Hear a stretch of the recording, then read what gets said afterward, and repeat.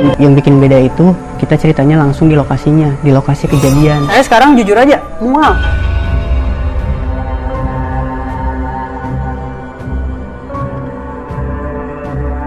Kan tadi sebelum kesini kita ziarah dulu ya Mas ya. Jatuhnya saya sholat asar, begitu rakaat kedua saya berdiri, itu bayangan saya kok bergerak, padahal saya nggak bergerak.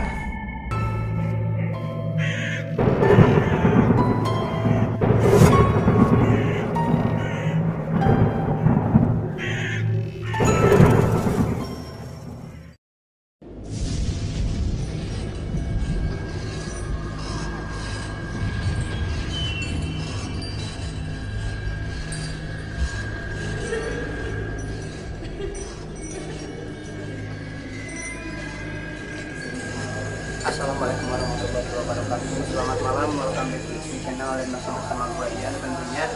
Gimana kabar kalian? Sehat? Semoga sehat, dilancarkan rezekinya, dan gue alhamdulillah malam ini sehat. Berhubung di bulan-bulan sekarang cuaca nggak baik, jadi gue agak mengurangi konten menyelam, yaitu menyapa alam. Jadi diganti sekarang sama konten pos ronda, podcast horor untuk Anda. Dan gue udah dapat narasumber, jadi masih di daerah Bogor tentunya. Dan podcast kali ini beda nih. Yang bikin bedanya apa? Karena gue bakal ngobrol di lokasinya kejadian si narasumber itu. Nah itu yang bikin gue agak sedikit merinding juga sih sebenarnya. Nah sekarang gue udah ada di tempatnya, jadi nanti gue tinggal temenin si bapaknya, si narasumbernya, ngobrol soal apa kejadian apa di tempat ini, ada apa. Dan kalian pasti penasaran kan kontennya kayak gimana. Terus ikutin aja, jangan lupa juga di subscribe, di like, di share juga ke teman-teman kalian biar gue tetap semangat bikin konten-konten lainnya, oke enggak? Jadi langsung aja ke videonya.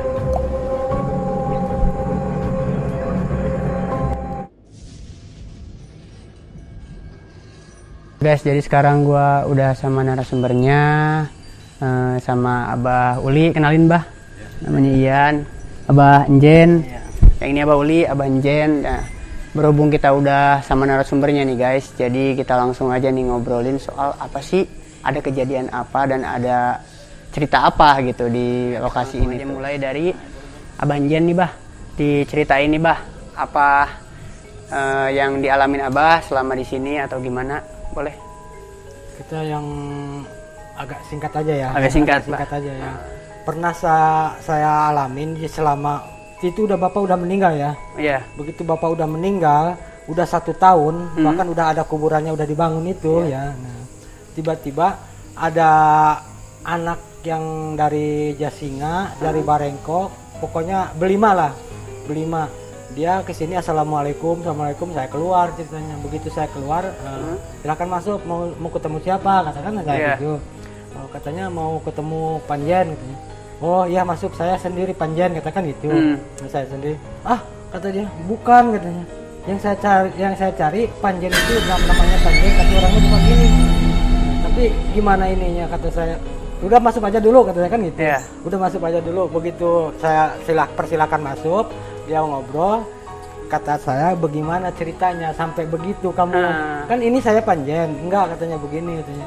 Waktu saya di Padepokan Lembah Ciparai di Abah Tony katanya. Nah, jam 2 itu Abah Tony itu lagi sakit keras katanya. Kami itu ngegadangin Abah Tony katanya itu.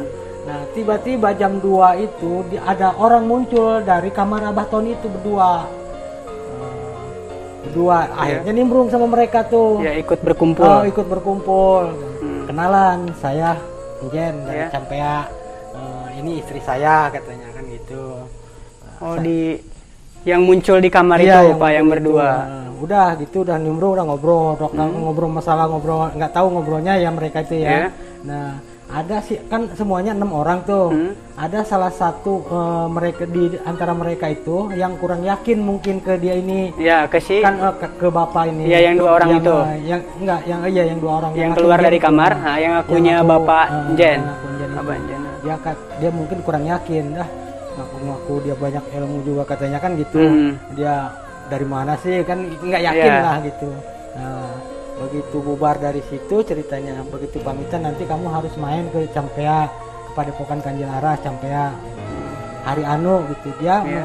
dia hari Sabtu ya dia hari Sabtu saya cuma bawain ini aja katanya. Dia minta dibawain pohon apa itu, pohon rukem. Dia minta dibawain pohon rukem. Akhirnya dia kesini. Iya. Begitu dia kesini kata saya panjen. Yang itu kalau menurut saya, Iya. kalau menurut saya itu almarhum bapak yang di sini. Pak Caca. Yang termasuk itu yang tadi kita kuburannya jarah dulu ya Pak ya? Ya, Sebelum ini kita izin dulu kan. Nah, itu Pak Caca namanya. jadi guys ada waktu di daerah mana Pak? Di Daerah Padepokan. Gunung Salak, Padepokan Lembah Ciparai. Ada 2 orang muncul di kamar Abah Tony ya Pak ya? Di Padepokan kamar Abah Tony, ya. Abah Tony. Jadi ngakunya itu sebagai sebagai Abah Anjen, dan ternyata pas si orang itu datang ke sini langsung ngobrol sama Abah Anjennya, ternyata Abah Anjen gak ngerasa ke sana. Ya Pak ya begitu ya? Nah, yang Abah kira ternyata itu gitu, Bapak almarhum Pak Caca ya. Kedua ini Mah ya, yang kedua saya yang ada keanehan ya, keanehan yang saya temuin gitu keanehan. Dia orang Cibanteng itu, ya saya juga kenal sama orangnya gitu ya. Nah, tiba-tiba saya lagi duduk lagi nonton TV, dia assalamualaikum, saya keluar, oh kata saya bapak. Nah dia langsung nanyain bapak kemana katanya. Ini saya pesanannya udah saya bawain katanya. Iya. Bapak katanya, bapak yang mana kan? Pak Caca katanya. Pak Caca itu kan kuburannya kata saya. Itu udah bagus itu, berarti kan dia udah lama kan meninggalnya. Nggak percaya dia kan gitu. Reaksinya kaget tuh Pak. Kaget dia, masa sih katanya. Iya katanya, masa saya bohong. Langsung dia nangis, langsung dia jarah ke sana. Ke makamnya ya. Ke makamnya, sesudah jarah saya ajak masuk. Nah saya tanya bagaimana kronologisnya sampai begini kan. Iya. Kata Ada dia, keanehan soalnya nih Pak ya. Kata dia itu waktu hari Selasa saya lagi ngopi di rumah katanya ada yang assalamualaikum, saya buka, begitu saya buka Pak Caca. Wujudnya itu Pak Caca. Wujudnya langsung gitu. Langsung dia begitu dia suruh masuk, ditawarin mau minum kopi apa Pak? Kan berarti kan sempat ada sempat ada perbincangan kan. Berbincang 2 jam dia berbincang-bincang sampai ditawarin ini, sampai ngobrol ke sana ngobrol ke sini. Nah sesudah dari jam 7 sampai jam 9 kan dia pamitan. Saya mau ngelanjutin olahraga lagi katanya. Udahlah katanya. Nanti kamu hari Sabtu ke rumah ya katanya gitu. Cuman itu aja amanatnya. Cuman minta bawain singkong aja gitu. Iya, bener dibawain singkong. Bener. Begitu udah kesini udah dibawain singkong, dia nggak percaya, makanya kalau udah meninggal kan dia masa sampai 2 jam sampai ngopi sampai kan saya bingung. Itu di luar nalar ya Pak ya. Di luar nalar. Aneh jadi. Kalau saya kan udah tahu, saya mah kan udah tahu kan udah namanya saya kan udah 20 tahun ngikutin dia, udah hafal segala-galanya gitu. Udah hafal segala-galanya. Ya udah kata saya, kalau memang itu mah memang bapak mas termasuk orang itu gitu. Ya seperti itu. Itu kedua kalinya. Keanehan-keanehannya. Yang dialamin sama orang luar termasuk datang ke sini ya Pak ya. Jadi Bapak tahu tuh keanehan itu tuh apa gitu. Dijelaskan. Jadi banyak sering keanehan-keanehan di sini itu yang saya alami. Namanya saya yang Bapak alami pribadi nih di sini. Yang Bapak saya alami ya satu waktu saya sholat di situ ya. Yang tadi tempat itu apa? Itu yang terbuka itu. Ya. Terbuka. Bapak kan imamnya, saya makmumnya. Begitu habis sholat maghrib kan mau isya kan biasanya kalau sholat kalau sholat sebelum begitu sholat maghrib sebelum dia beres isya belum bangun, dia belum keluar lah. Dilanjut nanti kalau udah beres isya baru dia keluar, baru gitu ya. Kalau ada tamu ada mau nonton TV mau apa gitu ya. Nah itu mah sebelum isya kan dia belum bangun. Nah udah hujan gede kan, saya lari. Tempatnya ke tempat itu. Iya, yang tadi yang si Bapak sholat itu. Saya mau pindah lah ke sana. Bapak mah langsung terus dikir Bapak. Begitu udah beres isya, masih hujan. Masih hujan kan saya mau keluar sini. Mau keluar ke sini. Masih hujan, saya lewat aja. Kan saya mau lewat aja basah ya, hujan gede. Begitu dia udah duduk di sini, Pak tadi hujan gede. Saya lari. Hujan kata dia kan. Hujan. Saya nggak merasa hujan tuh, badan saya kering kali. Nah itu Bapak gimana tuh pas lihat gitu? Iya makanya itu kok bisa begitu Pak? Kata saya detil kan kok bisa begitu Pak? Iya. Kalau memang orang udah deket dengan Allah pasti segala-galanya dilindungi sama Allah gitu. kalau kita lagi mahabbah ke Allah, lagi istilahnya sholat lah intinya, karena kita udah dilindungi sama Allah, hujan datang pun sama kita nggak bakalan diinin gitu, diizinin sama Allah kita basah, kehujanan. Banyak kejadian-kejadian aneh di sini. Itu semasa yang Bapak alami itu semasa almarhum Bapak Caca masih hidup, apa seudah punten Bapak Caca udah meninggal gitu? Itu masih hidup itu. Oh, itu masih hidup. Masih hidup itu. Ya, nah ini Bapak Caca setelah wafat itu Bapak pernah ngalamin kejadian-kejadian yang emang aneh atau gimana? Kalau sesudah wafat mah ya kejadian-kejadian pribadi ya Pak? Maksudnya Bapak di sini di lokasi sini sendiri gitu? Enggak ada sih kalau yang kejadian-kejadian gitu-gitu mah. Paling kalau seumpamanya saya ada masalah, saya mau ngadu sama dia paling juga. Oh, ya paling melalui mimpi gitu aja. Melalui mimpi dia. Iya. Tapi kalau yang keluar ya langsung jenisnya dia keluar ininya. Dia nemuinnya gitu. Iya, bukan wujud maaf, bukan sosok-sosok yang aneh-aneh gitu Pak ya. Langsung diri. Waktu ke Bandungan aja, anak-anak ke Bandungan kan tuh anak-anak didiknya yang paling dia sayangi. Iya. Begitu dia setahun lebih lah, setahun setengah kemudian dia datengin ke sana itu kayak orang gembel aja, kayak orang gila gitu. Pakai tudung laken gitu. Cuman ada ciri-ciri mereka nggak ngeh gitu. Iya. Nggak ngeh. Begitu 4 hari kemudian mereka ada yang iseng dipoto gitu ya. Begitu dipoto sama ada yang iseng. Begitu dibawa ke sini, ini kan bapak, kata saya kayak gini. Kamu nggak tahu? Iya, oh iya katanya. Ya ini juga katanya kalau si abang Rangkut itu ya, kalau dia ke warung juga kok kata saya, ini orang stres apa orang gimana? Tapi dia bahasanya, khas makannya, khas jajannya dia persis bapak gitu, persis bapak gitu. Ya. Begitu mereka udah foto, udah ngilang dia kan ini bapak. Jadi yang ditinggalkan cuma di foto aja gitu, kenang-kenangannya buat mereka ya. Buat mereka. Nah baru mereka tuh iya ramai di sana, bapak ngeliat kita, bapak nengok kita gitu. Dan sekarang yang berkunjung atau ziarah ke makam bapak masih aktif Pak? Orang-orang gitu yang kalau orang-orang yang ini yang dekat sama dia, teman-teman dia, anak didik dia. Kalau orang-orang luar tuh belum ada gitu. Yang saya tahu kan saya sehari-harinya di sini, siang malamnya di sini gitu. Berarti Bapak termasuk orang paling lama yang bersangkutan sama almarhum Bapak Caca ya Pak? Alhamdulillah saya sampai 20 tahun saya di sini. Udah dari tahun 2002 berarti kan ini dari udah masuk 2022 ya. Iya, hampir 20 tahun. Sampai sekarang lah sebenarnya udah 20 tahun gitu. Kan Bapak meninggalnya kalau boleh tahu tuh tahun 2017. Tahun 2017 bulan Januari tanggal 20 hari Jumat sore.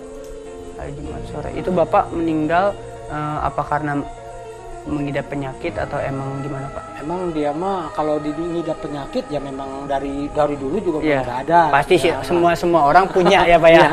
Punya. Cuman dia mah meninggalnya juga ya sedikit ada keanehan ya gitu. Iya. Ada keanehannya apa? Ya kan ngobrol sama kita begini. Ngobrol saja gitu. Jangan telepon ini, telepon adik saya, telepon. Itu udah punya firasat mungkin. Telepon keponakan ngobrol. Begitu udah kumpul ngobrol begini, biasa ngobrol. Adiknya juga udah nyarap belum? Bang, udah tadi katanya bubur, ngobrol biasa. Begitu udah kumpul semua, Jan tolong tidurin saya. Begitu saya tidurin ya, lagi duduk begini kan lagi ngobrol ya, tolong tidurin saya tidurin. Begitu saya tidurin, bantu jikir kening saya. Begitu saya bantu jikir, nah baru saya manggil semua adik-adiknya, ponakan-ponakannya, ini semua ya panik ya mungkin panik.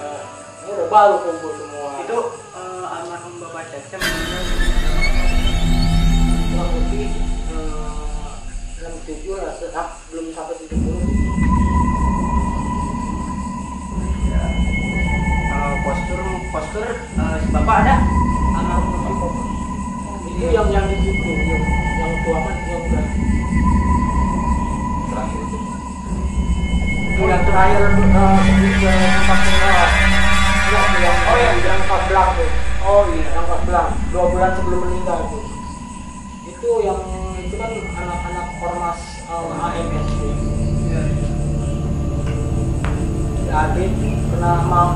Jadi kalau ormas AMS itu kena sama si Adit. Dia di sini ya.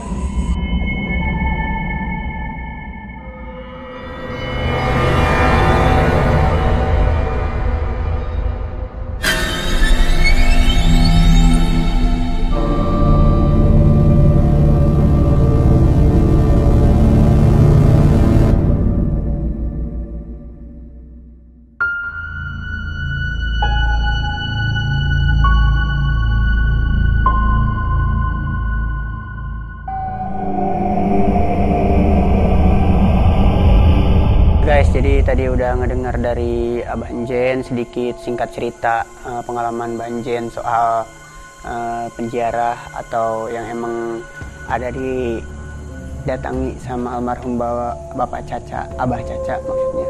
Dan sekarang gue mau nanya ke Abah Uli.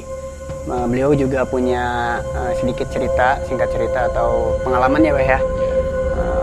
Selama beliau sering berkunjung ke sini. Nah, jadi langsung aja kita ke Bah Uli. Gimana Bah? Awal ceritanya yang Abah alamin nih. Ya, sebelum saya cerita, saya akan memberi satu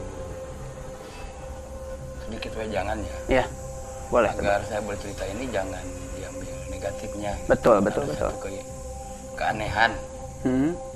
Pada saat itu saya datang sama teman saya namanya Pak Dahlan. Iya. Saya datang, tiba-tiba almarhum Pak Caca lihat aja ke sana ada kamar kosong. Dia bilang, tadi kita lihat, kan, paling ujung. Tempat tamu kalau kesini ya Pak ya? Itu sebenarnya ada beberapa pusaka yang saya ingat itu pusaka Ken Arok. Di situ? Iya, tapi saya minta izin sama almarhum. Ya. Pak Caca, boleh saya bukain, saya pegang ini? Boleh nggak apa-apa. Dibuka juga nggak apa-apa. Begitu saya buka itu pusaka, itu hujan. Tiba-tiba gitu. Tapi hujannya di selingkaran bukan saya aja. Di sini nih, di sini aja nih. Kayak ke depan, kok nggak hujan gitu kan. Nah itu keanehan, ada satu keanehan. Iya. Keanehan alam ya. Iya, keanehan alam ceritanya Pak ya. Ya. Selanjutnya ya itu yang saya ceritakan. Jangan sampai juga ya beranggapan hal ini yang negatif. Iya betul. Diambil positifnya aja, betul ya, bahwa memang alam ini kepunyaan Allah. Iya betul. Dan benda-benda tersebut titipan Allah. Betul. Gitu. Jadi jangan salah salah persepsi, betul Pak. Ya. Begitu juga ya mungkin Panjen ya tadi ya saya bilang ada seseorang yang meminta harta, ya di sini bukan tempat minta harta. Oh itu sempat ada tuh Pak yang kayak gitu. Waktu Panjen sendiri yang nganterin gitu. Oh. Dia minta apa sih? Banyak berlian gitu kan. Bukan satu dua ini. Yang pernah kesini. Ya, jadi nah itu tanggapan Bapak itu maksudnya pas orang itu kesini nanggepinnya gimana tuh Pak? Dengan maksudnya secara mungkin jatuhnya menolak ya Pak ya. Ini tuh bukan tempat buat minta kayak gitu. Nah penyampaian Bapak ke orang itu gimana Pak? Ya jadi memang ya saya bilang nggak boleh gitu. Ya. Cuman kalau mau coba ya silakan kan gitu. Nah, ternyata begitu pas di dalam kamar, ya. Bapak pun cerita yang diantar sama Panjen Tuh Ahmad ya. Begitu minta, bukannya diberikan lagi, tapi dadanya ditekan gitu. Ada satu energi gaib itu yang tekan dada dia itu sampai angus. Saya merinding Pak. Ya cerita bener Pak ya, kayak gitu. Begitu ceritanya Pak. Kira-kira.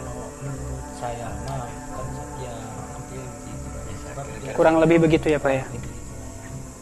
Di situ kan di sini kan ya konon kabarnya itu kan jangankan istilahnya gudang hartanya ya, rumahnya ini pun dijaga dililit sama ular naga. Yeah. Dan tadi guys sempet Abah Anjen tegesin kalau kesini bawa alat buat ngecek emas gitu di dalam tanah itu. Kalau di sini dibawa itu alat itu semuanya mau ke pohon aja nyala ya Pak ya? Yang udah gitu. Yang udah pernah ya? Oh bahkan udah ada pernah yang kesini Pak? Yang udah pernah itu. Dahsyat. Guys, lumayan merinding soalnya kita cerita langsung di lokasi ini. Dan selain ada orang yang emang meminta kekayaan Pak kesini puntennya, ada lagi nggak selain itu? Maksud saya pernah nggak ada emang orang yang emang di luar minta ilmu tapi di luar dari ilmu keagamaan gitu Pak? Banyak sekali, ya cuman ditolak. Kalau itu mah memang ditolak. Iya. Jelas ditolak. Soalnya bukan tempatnya buat kayak gitu di sini ya Pak ya? Satu ditolak, keduanya diarahkan. Iya. Nah, akhirnya diarahkan. Gitu. Diarahkan ke emang yang jalan yang benar ya Pak ya jatuhnya ya? Yang benernya. Buat apa yang begitu-begituan, nggak bakalan ini. Sekarang zamannya udah ini. Iya, udah. Kasih arahan-arahan lah supaya dia mengerti. Akhirnya dia diarahkan ke jalur-jalur yang ini. Jadi memang diajarin sama almarhum Bapak juga. Semua yang ada di bumi itu hanya titipan Allah. Dan jangan gunakan. Nah guys, itu yang paling penting.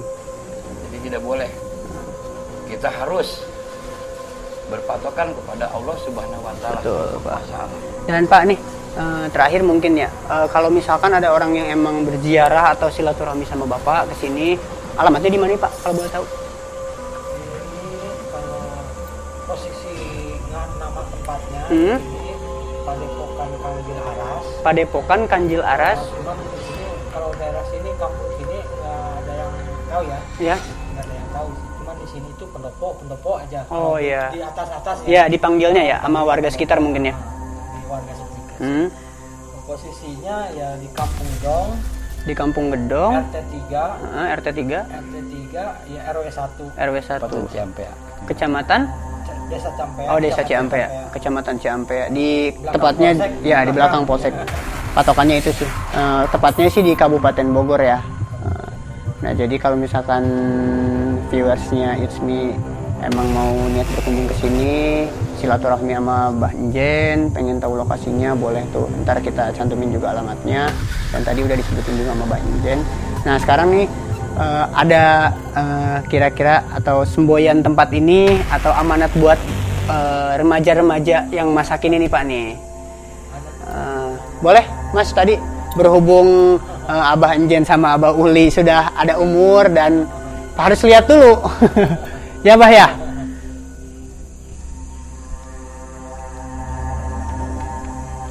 Apa mau saya yang bacain Bah? Boleh? Boleh. Ini emang semboyan ini udah udah turun temurunnya ya Pak. Langsung dari almarhum Untuk seluruh umat di dunia. Iya betul. Dan emang semboyannya juga menuju ke hal yang positif. Dan saya bacain ini, junjung tinggi moral akhlak dan akidah, jauhkan emosi, tanamkan kesabaran, kebaikan, kejujuran, keikhlasan, dan bersihkan hati, beriman kepada Allah Subhanahu wa taala untuk mencapai ridhonya. Maaf. Dan ini jelas semboyan yang sangat positif banget buat kita semua. Paling kita udahin buat video sekarang. Punten Pak, ada nggak kira-kira saran buat remaja-remaja sekarang yang emang Bapak tahu sendirilah pergaulan remaja sekarang, biar lebih menuju hal yang positif tuh, menurut Bapak sarannya gimana nih Pak? Ya, saran saya sih begini ya. Kita sebagai manusia yang diciptakan sama Allah, Ya betul.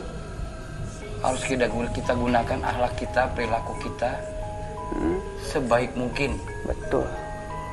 untuk mencapai Ridho Allah balik ridho lagi. Ya. Allah, kembali lagi ke sana. Alhamdulillah. Jadi makasih buat Abah Uli, Abah Njen udah ngizinin saya ke sini, silaturahmi, udah nyempatin waktunya. Dan paling buat tutup buat video sekarang, jangan lupa juga di subscribe channelnya It's Me, di like, di share juga ke teman-teman biar lebih tahu wawasan yang lain. Intinya di Kabupaten Bogor ya.